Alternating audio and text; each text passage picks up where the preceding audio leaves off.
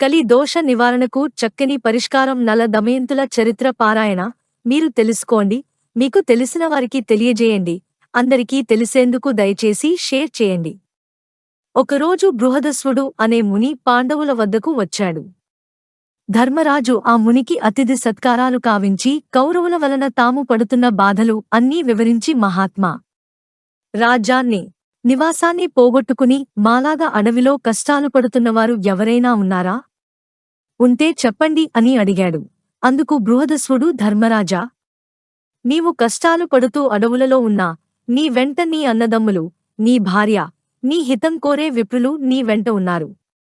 పూర్వం నలుడనే మహారాజు నీవలే జూదల్లో సర్వం కోల్పోయి పుష్కరునికి రాజ్యాన్ని అప్పగించి భార్యా సమేతుడై ఒంటరిగా అరణ్యాలకు వెళ్ళాడు అని చెప్పాడు. అది విని ధర్మరాజు, మహాత్మా, నాకు నలుని కథ వివరించండి అని అడిగాడు. బృహదస్సుడు ధర్మరాజుకు ఇలా వివరించసాగాడు. నిషిధదేశాన్ని వీరసేనుడి కుమారుడైన నలుడు పరిపాలిస్తున్నాడు. తన పరాక్రమంతో ఎన్నో దేశాలను జయించి ప్రజారంజకంగా పరిపాలిస్తున్నాడు. అతనికి జూదం అంటే ఎక్కువ ప్రీతి. ఆ కాలంలో విదర్భ దేశాన్ని భీముడనే అనే రాజు పరిపాలిస్తున్నాడు. చాలా కాలం అతనికి సంతానం లేదు. అతనికి దమనుడు అనే ముని ఇచ్చిన వరము వలన దమయంతి అనే కూతురు, దముడు, దమనుడు, దాంతుడు అనే కుమారులు కలిగారు. దమయంతి సౌందర్యరాశి, గుణవంతురాలు. దమయంతి నలుని గుణగణాలను గురించి విన్నది. నలుడు దమయంతి గురించి, ఆమె సౌందర్యం గురించి విన్నాడు. ఇరువురి నడుమ ప్రేమ అంకురించింది.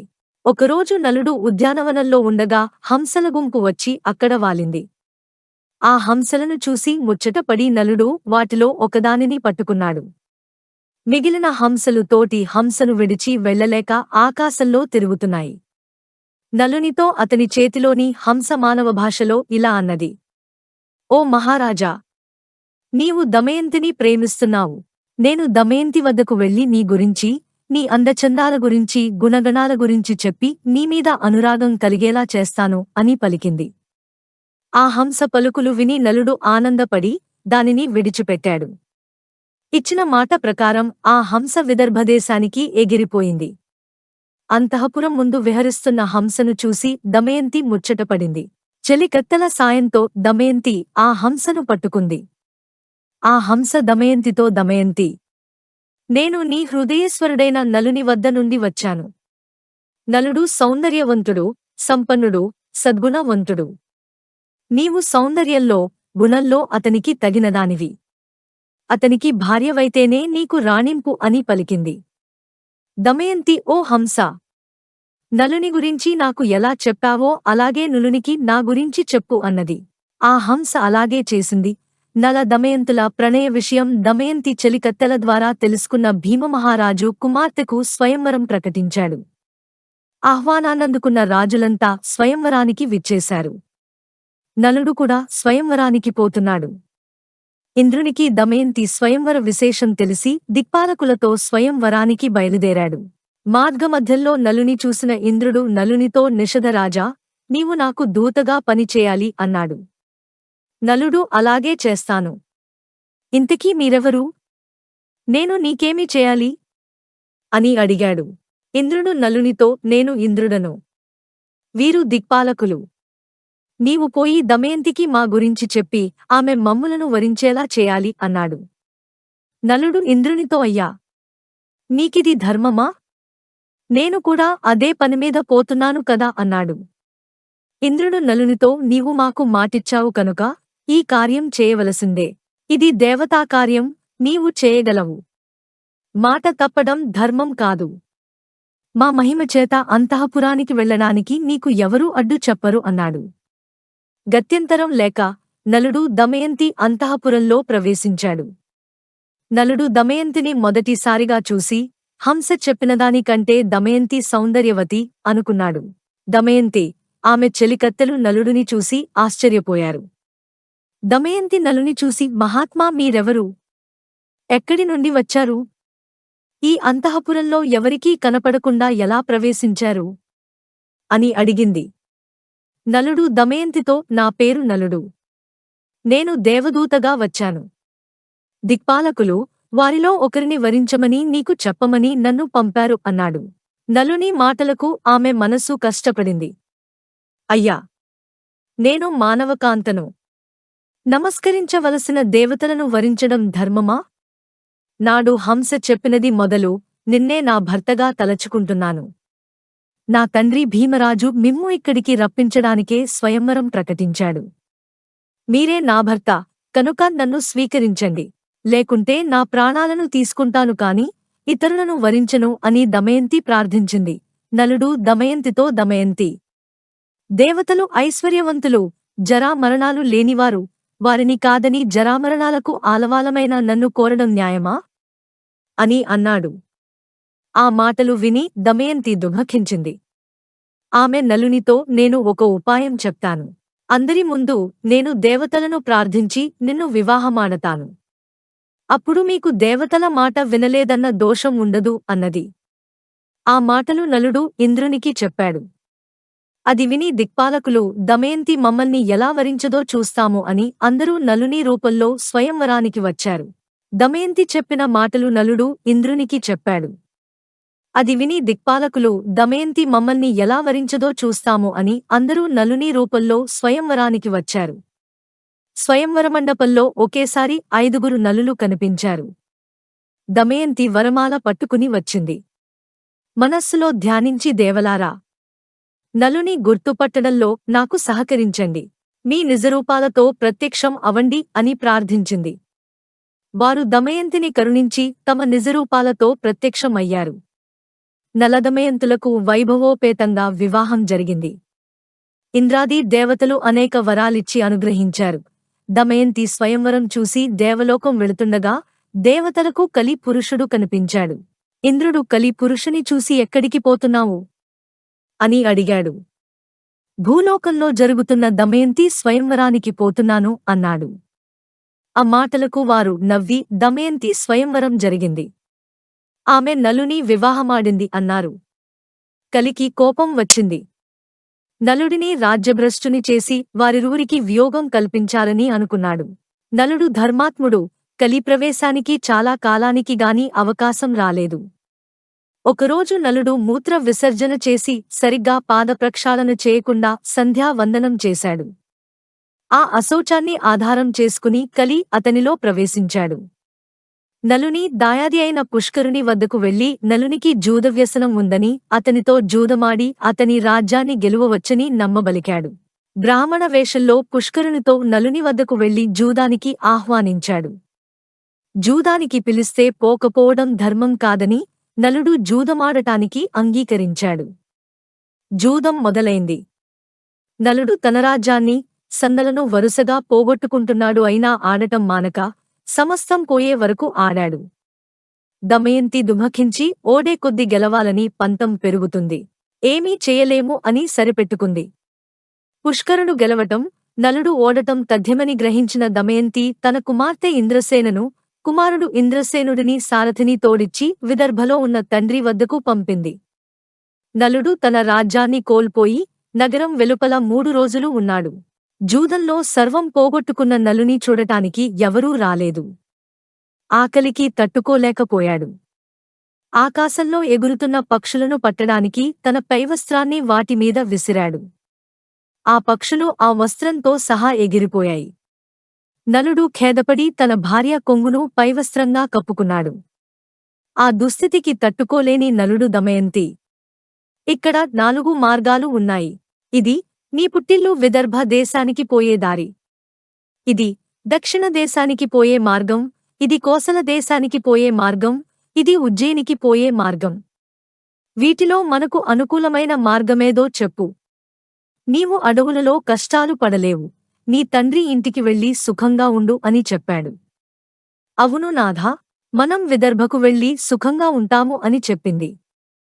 నులుడు, దమయంతి, మహారాజుగా విదర్భలో తిరిగినవాడిని రాజ్యభ్రష్టునిగా ఎలా రాగలను చెప్పు. అన్ని రోగాలకన్నా పెద్ద రోగం దుఃఖం. అందుకు భార్య పక్కన ఉండటం పరమౌషధం. అందుకని నీవు పక్కన ఉంటే ఎన్ని కష్టాలైనా సుఖాలుగానే ఉంటాయి అన్నాడు నలుడు. దమయంతి, నిజమే, అందుకనే నన్ను ఎప్పుడూ మీ వెంట ఉండటానికి అనుమతించండి అన్నది. అందుకు నలుడు అంగీకరించాడు. ఒకరోజు అడవిలో నలుని తొడమీద తల పెట్టుకుని దమయంతి నిద్రపోతూ ఉంది. ఆమెను చూసి నలుడు, ఈ సుకుమారి నాతో అడవులలో కష్టాలు పడుతోంది. నా వెంట ఉండటమే ఈమె కష్టాలకు కారణం. నేను లేకపోతే ఈమె పుట్టింటికి వెళ్లి సుఖపడుతుంది అని మనసులో అనుకుని తాను ధరించిన చీర భాగాన్ని చింపి పైన వేసుకుని ఆమెను వదలలేక విడిచి వెళ్ళాడు. నిద్రలేచిన దమయంతి భర్త లేకపోవడం చూసి దుఃఖించింది. భర్తను తలచుకుంటూ అడవిలో తిరుగుతున్న దమయంతిని ఒక కొండచిలువ పట్టుకుంది. భయంతో దమయంతి కేకలు వేసింది. ఆ కేకలు విని ఒక కిరాతుడు తన కత్తితో ఆ కొండచిలువను చంపి దమయంతిని రక్షించాడు. ఆ కిరాతుడు దమయంతి గురించి తెలుసుకున్నాడు. ఆమె నిస్సహాయతను తెలుసుకుని ఆమెను తాకబోవగా దమయంతి అతనిని భస్మం చేసింది. ఆమె తన తేజస్సుతో భర్తను తలుచుకుంటూ అడవిలో దారితెన్ను లేకుండా ప్రయాణిస్తూ ఉండగా ఆమెకు ఒక మునిపల్లె కనపడింది. అక్కడ ఆమె మునిశ్రేష్ఠులను చూసింది. మునులు దమయంతిని చూసి, అమ్మా, నీవు ఎవరు? ఒంటరిగా ఎందుకు తిరుగుతున్నావు అని అడిగారు. సమాధానంగా దమయంతి, మునిపుంగవులారా, నేను నలచక్రవర్తి భార్యను. నా పేరు దమయంతి. విధివశంతో నా భర్త నన్ను విడిచి వెళ్ళాడు. నాకు వారి జాడ చెప్పగలరా? నేను భర్త లేనిదే జీవించలేను అని అడిగింది. మునులు, అమ్మా, నీకు త్వరలోనే భర్త సమాగమం జరుగుతుంది. చింతపడకుము అని చెప్పి వెళ్లారు. దమయంతి పిచ్చిదానిలా భర్తను వెతుక్కుంటూ ఆ అడవిలో తిరుగుతూ ఉంది. ఇంతలో అటుగా పోతున్న బాటసారులు ఆమెను చూశారు. కొందరు ఆమెను పిచ్చిది అని ఎగతాళి చేశారు. కొందరు ఆమెకు మొక్కారు. వారిలో ఉన్న వ్యాపారి ఆమెను గురించి తెలుసుకుని, అమ్మా, నేను నలుని చూడలేదు, కానీ మేము ఛేది దేశానికి వెళుతున్నాము అన్నాడు. దమయంతి వారితో, నేను కూడా మీ వెంట వస్తాను అన్నది. వ్యాపారి ఆమెను తమ వెంట తీసుకువెళ్లాడు. వారు అడవి మార్గంలో రాత్రి వేళ నిద్రిస్తున్న సమయంలో ఒక ఏనుగుల గుంపు వారిలో చాలామందిని తొక్కివేసింది. వారిలో చాలామంది మరణించడం చూసి దమయంతి తన దురదృష్టానికి దుఃఖించింది. తనను చంపలేదని రోదిస్తున్న ఆమెను కొందరు బ్రాహ్మణులు ఓదార్చి ఆమెను తమ వెంట సుబాహు నగరానికి తీసుకువెళ్లారు. ఛేదిదేశ రాజధాని సుబాహుపురం చేరింది. ఒళ్లంతా దుమ్ముతో వీధిలో వెళుతున్న దమయంతిని రాజమాత చూసి దాసీలను పంపి దమయంతిని అంతఃపురానికి పిలిపించింది. రాజమాత దమయంతితో, అమ్మా, నిన్ను చూస్తుంటే రాచకళ ఉట్టిపడుతుంది. నీవు ఎవరు అని అడిగింది. దమయంతి, అమ్మా, నా భర్త జూదంలో రాజ్యం పోగొట్టుకున్నాడు. నన్ను అడవిలో ఒంటరిగా విడిచి వెళ్ళాడు. అతనిని వెతుకుతూ తిరుగుతున్నాను అని చెప్పింది. రాజమాత, అమ్మా, ఇక నుండి నువ్వు నా దగ్గర సైరంధ్రిగా ఉండు. నీకు ఏ లోటూ రాకుండా నేను చూస్తాను. నీ భర్తను వెతికిస్తాను అని చెప్పింది. దమయంతి అందుకు అంగీకరించి, అలాగే ఉంటాను, కాని నేను సైరంధ్రిగా ఎవరి ఎంగిలీ తినను. పరులకు కాళ్లు పట్టను, పరపురుషులతో మాట్లాడను. కేవలం నా భర్తను వెతుకుతూ వెళ్లే బ్రాహ్మణులతో మాత్రం మాట్లాడు తాను అని చెప్పింది. రాజమాత అంగీకరించి తన కుమార్తె సునంద వద్దకు పంపింది. దమయంతి అక్కడే ఉండిపోయింది. దమయంతిని వదిలి వెళ్లిన నలుడు అడవిలో ప్రయాణిస్తుండగా అడవి అంతటా దావానలం వ్యాపించింది. ఆ మంటల మధ్య నుండి రక్షించండి, రక్షించండి అన్న ఆర్తనాదం వినిపించింది. ఆ ఆర్తనాదం విని నలుడు అగ్నికీలల నడుమ ఉన్న నాగకుమారుని రక్షించాడు. ఆ పాము నలుని కాటువేసింది. పాము కాటుకు నలుడు వికృత రూపుడయ్యాడు. అప్పుడు ఆ పాము తన నిజరూపంతో ప్రత్యక్షమై నలునితో, నలమహారాజా, నా పేరు కర్కోటకుడు. నేను నిన్ను కాటువేశానని భయపడకు. ఇక నిన్ను ఎవరూ గుర్తించరు. పాము కాటు నిన్ను ఏమీ చేయదు. నీ రాజ్యం నీకు ప్రాప్తిస్తుంది. నీ భార్య నీకు దక్కుతుంది. నీకు ఎప్పుడు నిజరూపం కావాలన్నా నన్ను తలచుకుంటే నీ వద్దకు ఒక వస్త్రం ఎగురుతూ వస్తుంది. దానిని కప్పుకుంటే నీ పూర్వాకృతి వస్తుంది. నీకు మరొక విషయం చెప్తాను. ఇక్కడికి దగ్గరలో ఇక్ష్వాకు వంశస్థుడైన ఋతుపర్ణుని రాజ్యం ఉంది. నీవు అక్కడికి వెళ్ళు. బాహుకుడు అనే పేరుతో అతని వద్ద రథసారథిగా చేరు. నీవు అతనికి అశ్వహృదయం అనే విద్యను ఇచ్చి అతని నుండి అక్షహృదయం అనే విద్యను గ్రహించు. అని చెప్పి కర్కోటకుడు వెళ్ళాడు. నలుడు ఋతుపర్ణుని వద్ద సారథిగా చేరాడు. అలాగే వంటశాలలో చేరి రుచికరమైన వంటలు వండి పెట్టసాగాడు. నలునికి జీవలుడు సహాయకుడుగా ఉన్నాడు. ఎక్కడ ఉన్నా నలుడు ఎప్పుడూ దమయంతిని తలచి దుఃఖిస్తూ ఉండేవాడు. ఒకరోజు నలుడు దమయంతిని తలచుకుని దుఃఖిస్తుండగా జీవలుడు విని ఈ వికృతరూపీ ప్రియురాలు ఎంత వికృతరూపంతో ఉంటుందో అనుకుంటూ నలుని దగ్గరకు వచ్చి విషయం ఏమిటని అడిగాడు. అందుకు నలుడు జీవలునితో, అయ్యా, నాకు ఒక ప్రేయసికుడానా? నాకు తెలిసిన ఒక సైనికుడు తన ప్రేయసిని గురించి దుఃఖిస్తుండగా చూశాను. అతనిని అనుకరిస్తూ ఏడుస్తున్నాను అన్నాడు. విదర్భదేశంలో ఉన్న భీమునికి నలుని విషయాలు తెలిసాయి. తన కూతురు, అల్లుడు ఏమయ్యారో అని పరితపించాడు. వారిని వెదకడానికి నలువైపులా బ్రాహ్మణులను పంపించాడు. ఎన్నో బహుమానాలు ప్రకటించాడు. ఛేదిదేశం చేరిన బ్రాహ్మణుడు దమయంతి నుదుటన ఉన్న పుట్టుమచ్చని చూసి ఆమెను గుర్తించాడు. అతడు దమయంతితో, అమ్మా, నేను నీ తండ్రి వద్ద నుండి వస్తున్నాను. అక్కడి వారంతా క్షేమం. నేను నీ సోదరుని మిత్రుడను అనగానే దమయంతి వారిని తలచుకుని పెద్దగా రోదించింది. అది చూసిన రాజమాత ఆ బ్రాహ్మణుని చూసి, బ్రాహ్మణోత్తమా, ఈమె ఎవరి భార్య? ఎవరి కూతురు? ఇలా ఉండటానికి కారణం ఏమిటి? అని అడిగింది. అందుకు అతడు, అమ్మా, ఈమె విదర్భరాజు కుమార్తె, నలచక్రవర్తి భార్య. ఈమె పేరు దమయంతి. అతడు విధివశాత్తు రాజ్యాన్ని పోగొట్టుకుని అడవుల పాలయ్యాడు. భీముని ఆజ్ఞపై ఈమెను వెతుకుతూ ఇక్కడికి వచ్చి ఈమెను గుర్తించాను అన్నాడు. అది విని దయంతిని కౌగిలించుకున్న రాజమాత దమయంతి, నీవు నాకు పుత్రికా సమానురాలివి. నేను నీ తల్లి దశార్ణరాజు కుమార్తెలము. నీ తల్లి విదర్భరాజును వివాహమాడింది. నేను వీరబాహును వివాహమాడాను అన్నది. అందుకు అందరూ ఆనందపడ్డారు. దమయంతి బ్రాహ్మణునితో పుట్టింటికి ప్రయాణం అయింది. రాజసౌధంలో ఉన్న దమయంతి భర్తృవియోగంతో బాధపడుతూనే ఉంది. ఆమె తన తండ్రితో, నా భర్తను తక్షణం వెతికించండి, ఆయన లేకుండా నేను బ్రతకలేను అన్నది. భీముడు వెంటనే బ్రాహ్మణులను పిలిచి నలుని వెతకమని చెప్పాడు. వారితో దమయంతి ఇలా చెప్పింది, నా భర్త ఇప్పుడు రాజ్యభ్రష్టుడు కనుక మారువేషంలో ఉంటాడు. మీరు వెళ్లిన రాజ్యసభలలో ఈ విధంగా ప్రకటించండి, నీవు సత్యసంధుడవు కాని నీ సతిని వంచించావు. ఆమె సగం వస్త్రం ధరించి వెళ్ళావు. అలా చేయడం ధర్మమా? నాపై కరుణ చూపు అని చెప్పండి. ఈ మాటకు ఎవరైనా రోషపడి బదిలిస్తే నా వద్దకు వచ్చి చెప్పండి అన్నది. అలా నలుని వెదకడానికి వెళ్లినవారంతా నలుని జాడ తెలుపకపోయినా వారిలో పర్ణాదుడు అనే విప్రుడు దమయంతితో, అమ్మా, నేను ఋతుపర్ణుని రాజ్యంలో నీవు చెప్పినట్లే చెప్పాను. అక్కడ ఒక కురూపి వంటవాడు, సారథి అయిన బాహుకుడు అనేవాడు నన్ను రహస్యంగా కలుసుకుని, అయ్యా, భర్త కష్టాలలో ఉన్నా సహించి ఆదరించే భార్య ఇహలోకంలోనూ పరలోకంలోనూ సుఖపడుతుంది అన్నాడు అని దమయంతితో చెప్పాడు. దమయంతి ఆలోచించగా అతడు నలుడు కాకపోతే అలా ఎందుకు బదులిస్తాడు అనుకుంది. తన అనుమానం దృఢపరచుకోవడానికి తల్లి అనుమతితో సుదేవుడనే బ్రాహ్మణుని పిలిపించింది.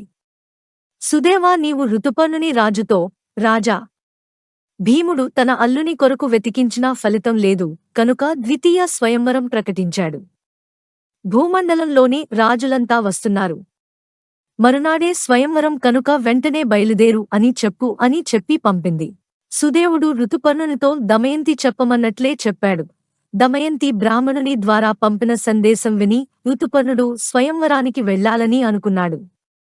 ఒకరోజులో విదర్భను చేరటం ఎలా అనుకుని సారథి అయిన బాహుకుని పిలిచి, బాహుకా, దమయంతికి ద్వితీయ స్వయంవరం ప్రకటించారు. నాకు చూడాలని ఉంది. ఒక్కరోజులో మనం విదర్భకు వెళ్ళాలి. నీ అశ్వసామర్థ్యం ప్రకటించు అన్నాడు. సరే అని చెప్పిన బాహుకుడు మనస్సు కలతకు గురైంది.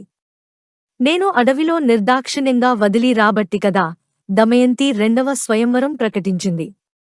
అవివేకులైన పురుషులు తాము ఏమి చేసినా భార్య ప్రేమిస్తుందని అనుకుంటారు. కాని అది నిజం కాదు. నా మీద కలిగిన కోపంతో దమయంతి ఇలా చేసింది అని దుఃఖించాడు. అయినా దమయంతి పతివ్రత, 2 పిల్లల తల్లి. ఈ విధంగా రెండవ పెళ్లి చేసుకుంటుందా? ఏమో! ఆ వింత చూస్తాను అని మనసులో అనుకున్నాడు. వెంటనే రథానికి గుర్రాలను కట్టి విదర్భకు ఋతుపర్ణుని తీసుకుని ప్రయాణమయ్యాడు. ఋతుపర్ణునికి రథం పోయే వేగం చూస్తుంటే అది సూర్యుని రథంలా, బాహుకుడు అనూరుడిలా అనిపించింది. పక్కనే ఉన్న వార్ష్ణేయుడికి అదే సందేహం కలిగింది. భూలోకంలో నలునికి మాత్రమే ఇలాంటి నైపుణ్యం ఉంది, కాని ఈ కురూపి నలుడెలా అవుతాడు అని మనసులో అనుకున్నాడు.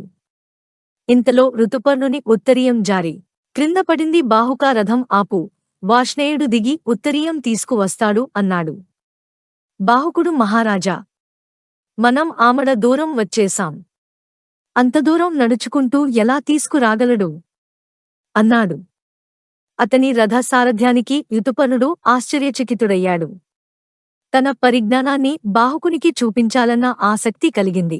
అంతలో రథం ఒక పెద్ద వృక్షాన్ని దాటింది. ఋతుపర్ణుడు బాహుకునితో, బాహుకా, ఆ వృక్షంలో ఎన్ని కాయలు, ఎన్ని పూలు, ఎన్ని ఆకులు ఉన్నాయో నేను చెప్పగలను అని అన్నాడు. బాహుకుడు చెప్పండి మహారాజా అని అడిగాడు. ఋతుపర్ణుడు చెప్పాడు. లెక్కించి చూస్తే కాని నమ్మను అని రథం ఆపి ఆ చెట్టుని పడగొత్తించి లెక్కించాడు. ఋతుపర్ణుడు చెప్పిన లెక్కకు ఖచ్చితంగా సరిపోయింది. బాహుకుడు ఆశ్చర్యపడి ఆ విద్యను తనకు ఉపదేశించమని అడిగాడు. ఋతుపర్ణుడు, బాహుకా, ఇది అక్షవిద్య అనే సంఖ్యాశాస్త్రం అన్నాడు. అప్పుడు బాహుకుడు, మహారాజా, ఇందుకు ప్రతిగా నేను నీకు అశ్వహృదయం అనే విద్యను నేర్పుతాను అన్నాడు. ఋతుపర్ణుడు, ఇప్పుడు కాదు, తరువాత అడిగి నేర్చుకుంటాను అన్నాడు. అక్షహృదయ విద్య మహిమ వలన నలునిలో నుండి కలి వెలుపలికి వచ్చాడు. తనను క్షమించమని నలుని వేడుకున్నాడు. నలుడు ఆగ్రహించి శపించబోయాడు. కలి నలునితో, నలమహారాజా, నిన్ను ఆవహించి నీలో ఉన్న సమయంలో నిన్ను కర్కోటకుడు కాటువేయడం వలన అనుక్షణం కాలిపోయాను. ఇంతకంటే శాపం ఏముంది? నన్ను క్షమించి విడిచిపెట్టు అని వేడుకున్నాడు. నలుని రథం విపరీతమైన ఘోషతో విదర్భలో ప్రవేశించింది. ఆ ఘోష విని దమయంతి అది నలుని రథం అని గుర్తుపట్టింది. కాని రథంలో ఋతుపర్ణుని చూసి నిరాశ చెందింది. భీముడు ఎంతో ఆనందంతో ఋతుపర్ణుని ఆహ్వానించి విడిది చూపాడు. ఋతుపర్ణునికి విదర్భలో స్వయంవరం జరుగుతున్న సందడి కనిపించలేదు. బాహుకుడు రథాన్ని అశ్వశాలలో నిలిపి సేదతీరాడు. దమయంతి తన దాసితో వచ్చింది. ఋతుపర్ణ మహారాజు అతని సారథి వార్ష్ణేయుడు. వారు నాకు తెలుసు, కాని వారి వెంట ఉన్న కురూపి ఎవరు? అతనిని చూసి నా మనస పరవశించిపోతుంది. అతని వివరాలు తెలుసుకుని రా అని పంపింది. దాసి నలుని వద్దకు వచ్చి, అయ్యా, రాకుమారి మీ యోగక్షేమాలు కనుక్కుని రమ్మంది అని చెప్పింది. నలుడు, మీ రాకుమారి స్వయంవరం ప్రకటించింది కదా, దానికి నేను మా మహారాజును ఒక్కరోజులో 100 ఆమడల దూరం ప్రయాణించి తీసుకువచ్చాను అని చెప్పు అన్నాడు. మీతో వచ్చిన మూడవ వ్యక్తి ఎవరు అని దాసి అడిగింది. నలుడు, అతడు వార్ష్ణేయుడు. ఇంతకు ముందు నలుని సారథి అన్నాడు. దాసి, అతనికి నలుని జాడ తెలుసు కదా అని అడిగింది. నలుడు దాసితో తన రాజ్యాన్ని పోగొట్టుకునే ముందు నలుడు తన పిల్లలనిచ్చి వృష్ణేయుని విదర్భకు పంపాడు. ఆ తరువాత వార్ష్ణేయుడు ఋతుపర్ణుని వద్ద సారథిగా చేరాడు. నలుని గురించి నలునికి తెలియాలి, లేదా అతని భార్యకి తెలియాలి, వేరొకరికి తెలిసే అవకాశం లేదు అన్నాడు బాహుకుడు. దాసి, అయ్యా, నలుడు తనను ప్రాణపదంగా చూసుకునే భార్యను నిర్దాక్షిణ్యంగా అడవిలో విడిచి వెళ్లాడు. దమయంతి నలుడు విడిచి వెళ్లిన సగంచీర ధరించి కాలం గడుపుతోంది. ఆమెను ఇలా విడిచి వెళ్లడం ధర్మమా అని అడిగింది. నలుని కంట నీరు పెల్లుబికింది. అది దాసికి తెలియకూడదని మొహం తిప్పుకున్నాడు. దమయంతికి దాసి జరిగినదంతా వివరించింది. దమయంతి దాసితో సందేహం లేదు, అతడు నలుడే. అయినా ఈ వికృత రూపం ఏమిటి? అతడు వంటవాడు అని చెప్పారు కనుక వంట ఎలా చేస్తాడో పరీక్షించు అని పంపింది. దాసి వెళ్లి నలుని నిశితంగా పరిశీలించి, అమ్మా, అతను సామాన్యుడు కాదు. అతడు ఏ పని అయినా సునాయాసంగా చేస్తున్నాడు. అతడు గడ్డిని విదిలిస్తే మంటలు వస్తున్నాయి. వంట పూర్తయ్యే వరకు అలా మండుతున్నాయి. వంటలు అద్భుతంగా ఉన్నాయి అని దమయంతికి చెప్పింది. దమయంతి నలుడు వండిన వంటలు తెప్పించి రుచిచూసి సందేహం లేదు, ఇవి నలుని వంటలే అని గ్రహించి దాసితో తన పిల్లలను నలుని వద్దకు పంపింది. నలుడు వారిని చూసి చలించి ఎత్తుకుని ముద్దాడాడు. దాసితో అమ్మా, ఏమీ అనుకోవద్దు, వీరిని చూస్తే నా బిడ్డలు గుర్తుకు వచ్చారు, అందుకే అలా చేశాను. ఇక నువ్వు నా వద్దకు రావద్దు. ఎవరైనా చూస్తే ఏదైనా అనుకుంటారు. అయినా మేము విదేశాల నుండి వచ్చిన అతిథులం, మాతో నీకేం పని? అన్నాడు. ఇది విని దమయంతి సంతోషపడి తన తల్లి వద్దకు వెళ్లి ఋతుపర్ణుని సారథిగా వచ్చిన కురూపి బాహకుడే నలుడు. అమ్మా, అతను ఇక్కడకు వస్తాడా, నేను అక్కడకు వెళ్లాలా, నువ్వే నిర్ణయించు అని అడిగింది. భీమరాజు అనుమతితో ఆమె బాహకుడిని దమయంతి వద్దకు రప్పించింది. దమయంతి నలుని చూసి, అయ్యా, నిస్సహాయంగా ఉన్న నన్ను నా భర్త నలమహారాజు నట్టడవిలో నిర్దాక్షిణ్యంగా వదిలి వెళ్లాడు. అలా సంతానవతనైన నన్ను విడిచిపెట్టడం ధర్మమా? అలా చేయడానికి నేనేమి అపకారం చేశాను? అగ్ని సాక్షిగా విడువను అని నాకు ప్రమాణం చేసిన భర్త అలా చేయవచ్చా? అని దుఃఖించింది. నలుడు సాధ్వి. ఆ సమయంలో నన్ను కలి ఆవహించి ఉన్నాడు. అందువలన నేను అలా చేశాను.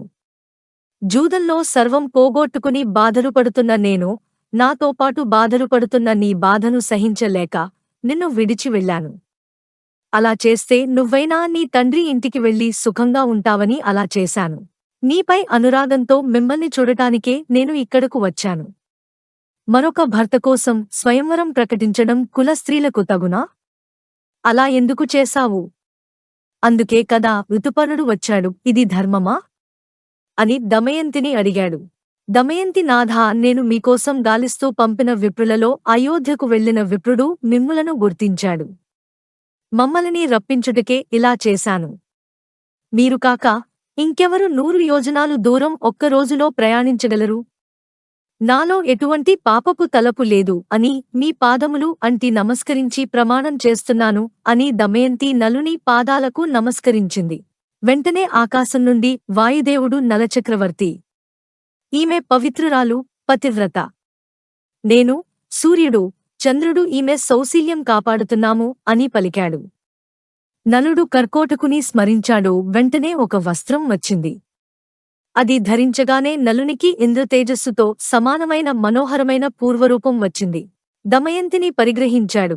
నలుడు విదర్భలో 1 మాసం ఉండి తన రాజధానికి వెళ్లి పుష్కరుని కలిశాడు. నలుడు పుష్కరునితో, పుష్కరా, జూదమాడటం నీకు ప్రియం కదా?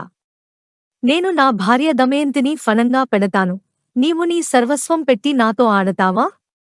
లేదా నాతో యుద్ధం చెయ్యి, ఎవరు గెలిస్తే వారిదే రాజ్యం, నీకేది ఇష్టమో నిర్ణయించుకో అన్నాడు. పుష్కరుడు జూదప్రియుడు, పైగా ఒకసారి జూదమాడి గెలిచాడు కనుక అతడు నలునితో నేను జూదమే ఆడతాను అన్నాడు. నలుడు పుష్కరునితో జూదమాడి రాజ్యాన్ని గెలుచుకున్నాడు. పుష్కరునితో, పుష్కరా, నేను ఇదివరకు నీతో జూదమాడినప్పుడు నన్ను కలి ఆవహించి ఉన్నాడు కనుక ఓడిపోయాను, నీ బలం వలన కాదు. నీవు నా పిన తండ్రి కుమారుడివి కనుక నిన్ను ఏమి చేయను, వెళ్ళు అని చెప్పి పంపాడు. మహాముని బృహదస్వుడు నలచరిత్రను ధర్మరాజుకు తెలిపి, ధర్మరాజా, జూదంలో కోల్పోయానని బాధపడకు. నీవు దైవ సహాయంతో నీ స్వప్రయత్నంతో విజయం సాధిస్తావు అని ధైర్యవచనాలు పలికి తన వద్ద ఉన్న అక్షవిద్యను ధర్మరాజుకు చెప్పి వెళ్ళిపోయాడు. ప్రార్థన. కర్కోటకస్య నాగస్య దమయంత్యాః నలస్య చ ఋతుపర్ణస్య రాజర్షణః కీర్తనం కలినాశనం కలిబాధానివారణం.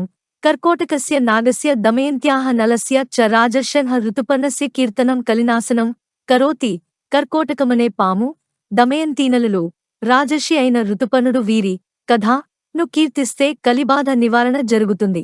కలిబాధ అంటే ఇతరుల దుష్టత్వం వలన మనసులో ఉదయించే చెడు భావాలు, చుట్టూ ఉండే చిరాకులు, రకరకాల ఇబ్బందులు అని భావం. ఉదయాన్నే ఈ శ్లోకాన్ని ఒకసారి చదవటం వల్ల చాలా మంచి ఫలితం ఉంటుంది.